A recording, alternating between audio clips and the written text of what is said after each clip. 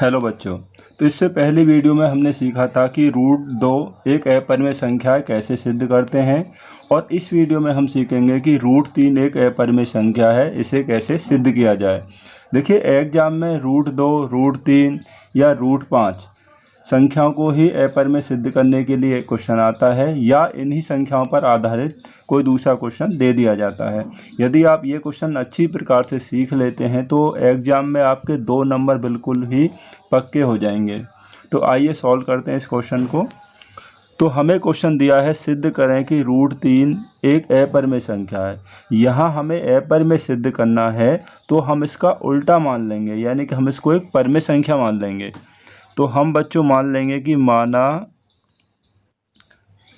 Root 3 एक परिमेय संख्या है, एक परिमेय संख्या है।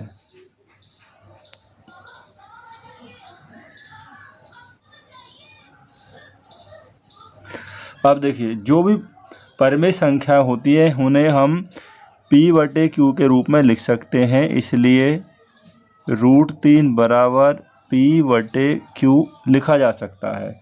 अब यहाँ जहाँ q बराबर 0 नहीं होगा और p तथा q जो है वो सह अभाज्य संख्याएं होंगी। अब बच्चों, सह अभाज्य संख्याएं क्या होती हैं? देखिए, सह अभाज्य संख्याएं वो संख्याएं होती हैं जिनमें एक के अलावा कोई भी उभयनिष्ठ गुणनखंड नहीं होता है। जैसे मैं ये कहूँ कि हमने ले लिया 3/4, और 3/4 भी आपस में सहभाज्य संख्याएं हैं, क्योंकि ये दोनों संख्याएं केवल एक से ही विभाजित हो सकती हैं। एक के अलावा कोई नंबर नहीं है जो इनको विभाजित करेगा। तो p और q हमने सहभाज्य संख्याएं मान ली। या अब रूट 3 को हटाने के लिए हमें क्या करना पड़ेगा? रूट को हटाने के लिए दोनों पक्षों का वर्ग कर दीजिए। तो दोनों पक्षों का वर्ग करने पर, तो वर्ग करने पर ये 3 हो जाएगा, ये p² हो जाएगा। क्रॉस मल्टीप्लाई कर दीजिए। तो क्रॉस मल्टीप्लाई करेंगे हम, p² यहाँ हो जाएगा 3q²। अब यहाँ पे देखिए, p² बराबर 3q² के है, तो इसका मतलब है जो 3 है वो p² को डिवाइड करता है, क्योंकि 3 p² को विभाजित करता है, विभाजित करता है, इसलिए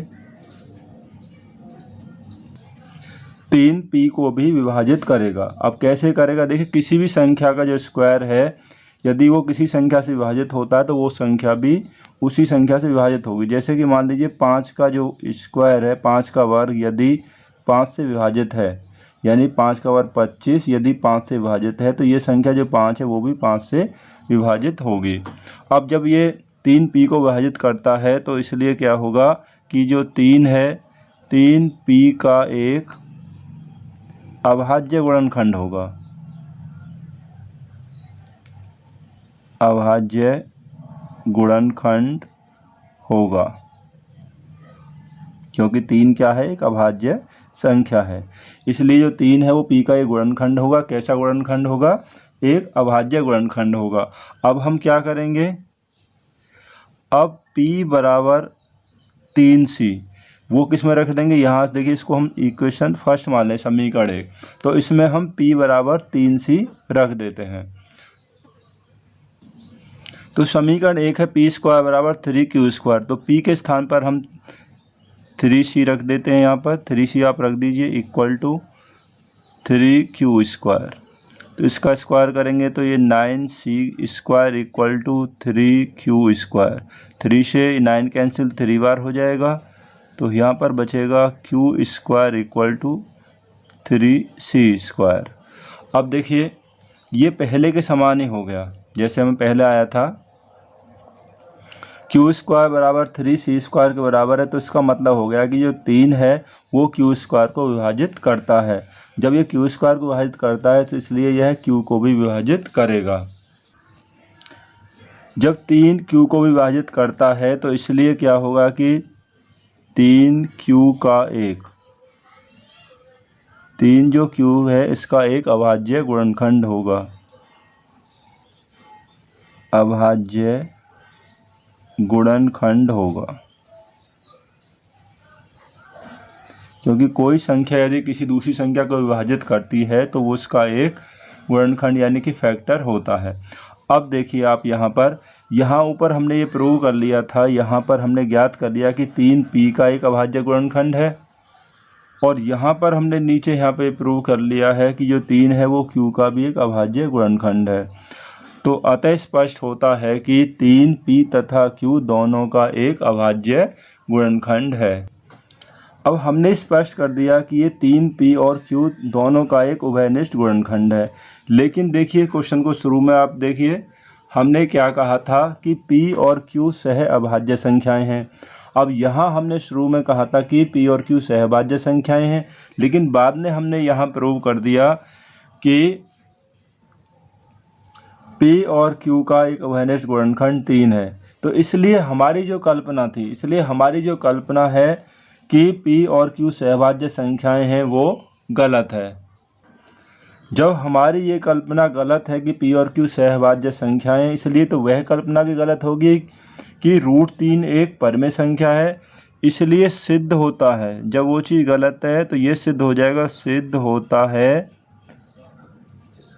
कि √3 एक अपरमेय संख्या है,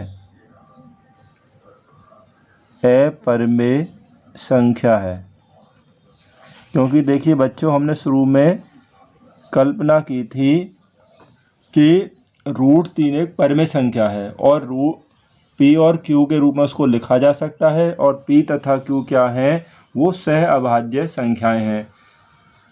इसलिए जो हमारी वो कल्पना गलत है, तो इसलिए क्या होगा कि √3 एक अपरमेय संख्या है, ये बात सिद्ध हो जाती है। तो आशा करता हूँ कि ये क्वेश्चन आपको ज़रूर समझ में आ गया होगा। तो ऐसी ही वीडियो के साथ आपसे फिर मिलते हैं। Thank you.